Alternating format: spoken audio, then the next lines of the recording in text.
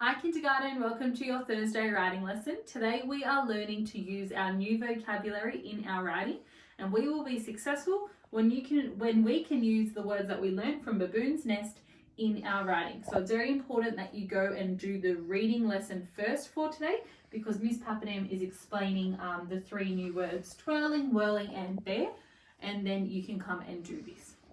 Okay, so Miss Lascaris is going to read the page with the words whirling and twirling, because for writing today, those are the two that I'm going to focus on. Okay, off came feathers, off came hair, whirling, twirling in the air. All right, so whirling and twirling means like spinning around, and you can see the feathers on that page. They're flying all over the place and spinning, okay? And yes, you did also learn the word bare. Bare means to be blank. Like if my head was bare, I would have no hair, all right? Okay, so today we're focusing on those two words, twirling and whirling. Twirling, whirling, as I said, means like spinning around. So I want you to even think about a time where you did spin around. It might have been when you were dancing at a party, or it might have been when you were playing a game at school, all right? That's what I want you to focus on. You can choose which one you would like to use. You can do twirling or you can do whirling. It's up to you. Miss Lascaris for our model today is going to do twirling. All right, so always start with a capital letter. My sentence is going to be, I love twirling while I dance. Okay, so I've got I love, and I know that it finishes with an E, bit tricky to sound talk. I love twirling. Twirling and whirling will be in your word bank, so you can look at it off that. I love twirling when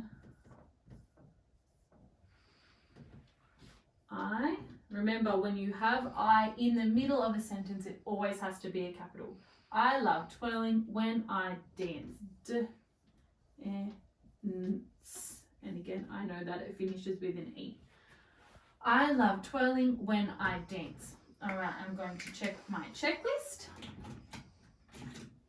I have a full stop at the start of my sentence. I also have, not a full stop, sorry. I do have a full stop, so I can tick that. I have a capital letter at the start of my sentence, as well as for I, because I know it has to be a capital in the middle of my sentence. Miss Lascaris was using her finger spaces.